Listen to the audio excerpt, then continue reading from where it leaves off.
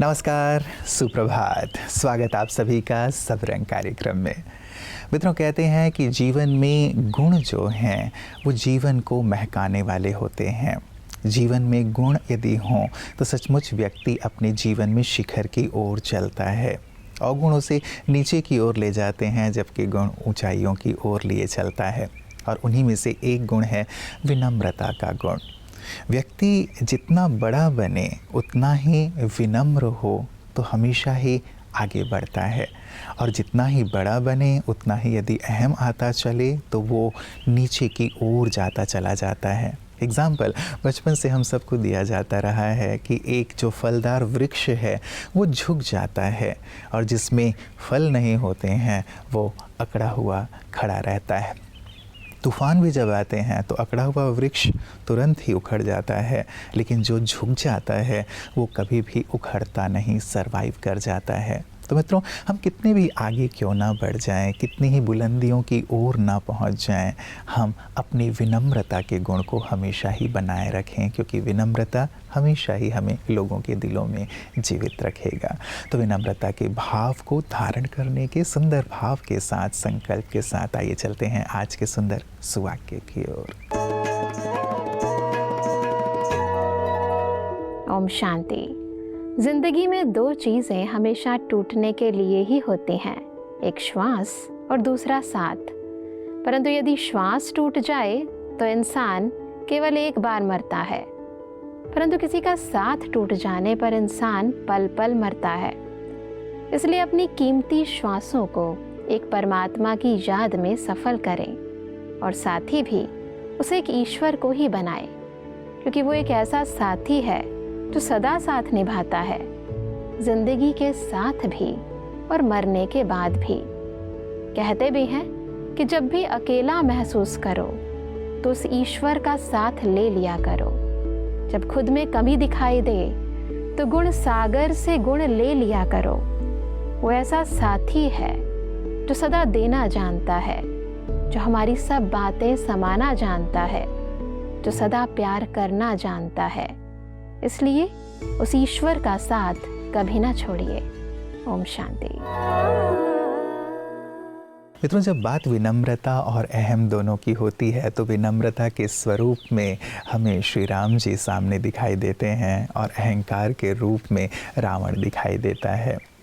कहा जाता है कि जब अयोध्या लौटे रावण को मार करके श्री रामचंद्र जी, तो उनकी माता कौशल्या ने पूछा कि क्या तुमने रावण को मार दिया? तो श्री राम जी ने बहुत सुंदर उत्तर दिया कि जो महाप्रतापी, महाज्ञानी, महाबलशाली रावण थे उन्हें मैंने नहीं मारा माँ, उसे मैंने मारा।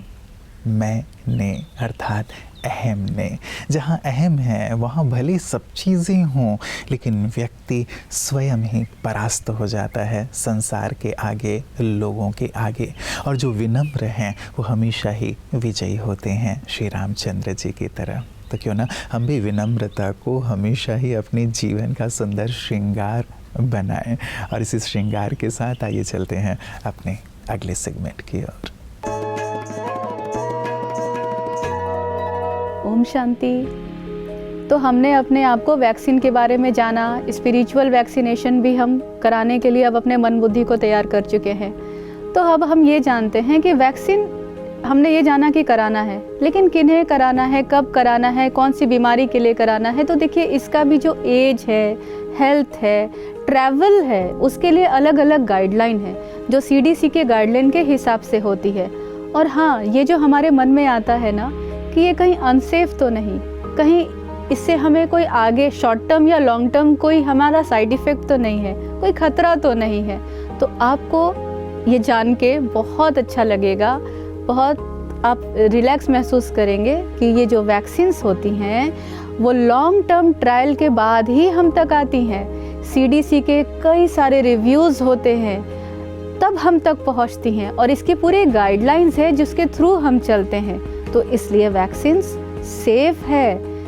तो अब हम जो वैक्सीन लगाने जाएंगे तो सबसे पहले आप अपने प्राइमरी हेल्थ सेंटर या अपने निकट कोई भी हेल्थ केयर प्रोवाइडर या जो डॉक्टर आप जिन पे भरोसा करते हैं, आप उनसे इसके बारे में संपर्क करें। जैसे कि हेपेटाइटिस बी वायरस, उससे क्रॉनिक लीवर डिजीज़ होने का खतरा रहता है, लेकिन यदि हम हेपेटाइटिस बी के अगेंस्ट खुद को वैक्सीनेट कर लें तो हम 95 to 100% तक इस बीमारी से सुरक्षित रख सकते हैं। और यदि जैसे हमने कहा ना कि हम हेपेटाइटिस बी से खुद सुरक्षित रहेंगे तो हम अपने प्रियजनों को भी सुरक्षित रख सकते हैं। उसी तरीके से टेटनस के लिए जो इम्यूनाइजेशन का गाइडलाइन है उसमें 3 डोजेज आपके होते हैं और आप कभी भी ले सकते हैं। आप अभी जाके अपने PHC पे मिल के आप ले सकते हैं। और पहला डोज, उसके बाद आपके 3 डोज के बाद एवरी 10 ईयर्स लेना है। लेकिन यदि आपको चोट लगी है, अनक्लीन वुंड है, तो फिर आपको 5 साल से ज़्यादा यदि हो गया है तो इमरजेंसी बूस्टर टिटनस के लिए लेना पड़ेगा।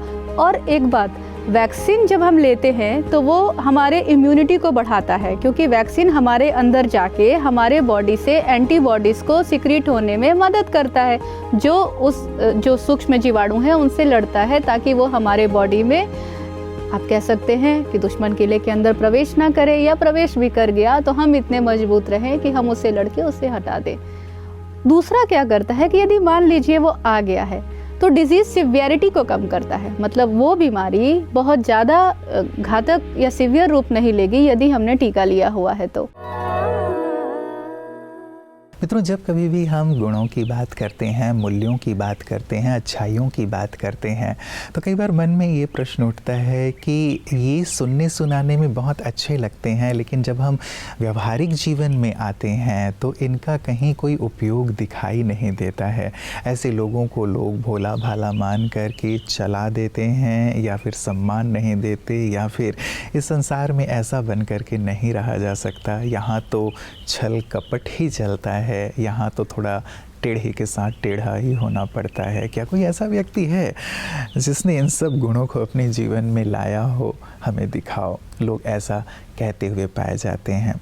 मित्रों, प्रजापिता ब्रह्मा कुमारी ईश्वरीय विश्वविद्यालय मूल्यों को सबके जीवन में सींचने वाला विश्वविद्यालय, और इस विश्वविद्यालय की स्थापना में रही हुई जो हमारी महान विभूतियां हैं, उन्होंने सचमुच अपने जीवन में गुणों को धारण किया, प्रैक्टिकली अपने जीवन से उसे दूसरों को सिखाया।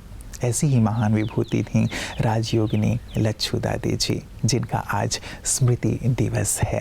आइए महकती यादों में उनके जीवन से हम भी प्रेरित हों और अपने जीवन को दिव्य गुणों से सजाने का संकल्प लें।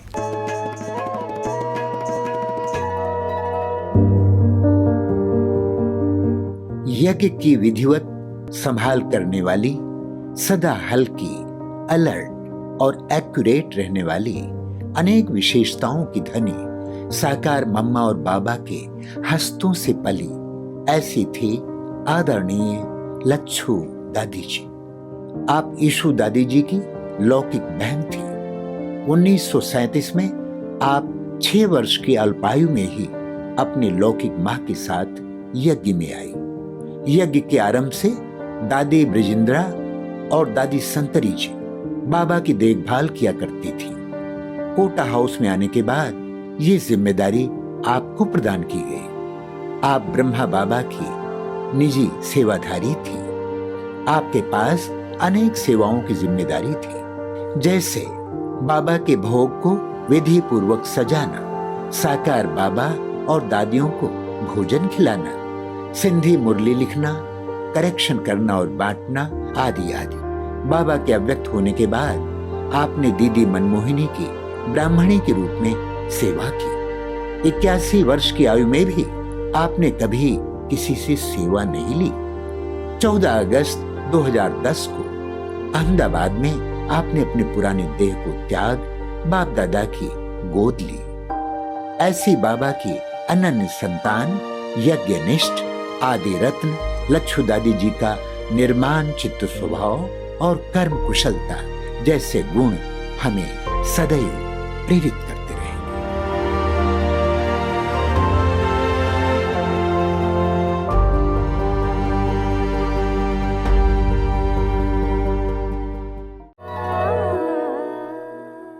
मित्रों, एक बाग में खिलने वाला हर फूल उसी बाग का हिस्सा है, चाहे वो हरे रंग का है, पीले रंग का है, नीले रंग का है। रंग अलग अलग भले हैं, लेकिन एक ही ज़मीन की उपज है और एक ही माली उनका ध्यान रखता है। इसीलिए बाहर से भले वो अलग दिखाई दें, लेकिन अंदर से तो एक ही हैं।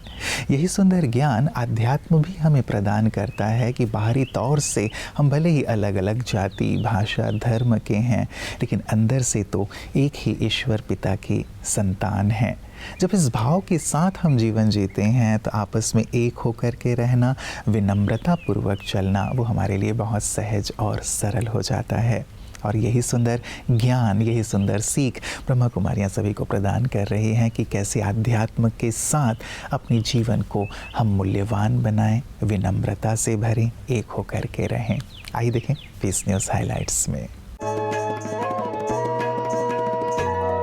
प्रजापिता ब्रह्मा कुमारी ईश्वरीय विश्वविद्यालय के कालानी नगर सेवा केंद्र के द्वारा कालानी नगर सब्जी मंडी रोड पर भव्य शिव दर्शन झांकी का आयोजन किया गया, जिसका उद्घाटन विभिन्न क्षेत्रों से पधारे जाने माने अतिथिगण के साथ कालानी नगर सेवा केंद्र प्रभारी ब्रह्मा कुमारी जयंती दीदी तथा वरिष्ठ राजयोग शिक्षिका ब्रह्मा कुमारी सुजाता दीदी ने दीप प्रज्वलन करके किया।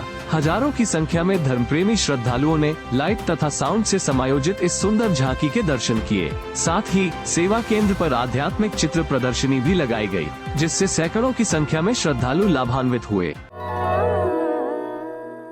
मित्रों, जब कभी भी किसी को ऊंचाई की ओर चढ़ना होता है तो वो हमेशा झुक कर के ही चढ़ता है, और जब कभी उसे नीचे उतरना होता है तो वो अकड़ कर के चलता है।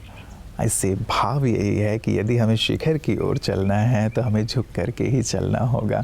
यदि हमें एक सुंदर माला दूसरे से स्वीकार करनी है, अपने गले में सफलता की माला कह लें, तो भी हमें झुकना ही होगा। बिना झुके गले में माला नहीं पड़ती। जो व्यक्ति अकड़ा रहता है अहम में, वो व्यक्ति औरों से दूरियां बनाता चलता है। ये आप रोज़ अपने अनुभवों से देख सकते हैं। ऐसे व्यक्ति से लोग कटे कटे से रहने लगते हैं और उसकी सफलता में अनेक प्रकार के व्यवधान आने लगते हैं, जीवन में अवरोध पैदा होने लगता है।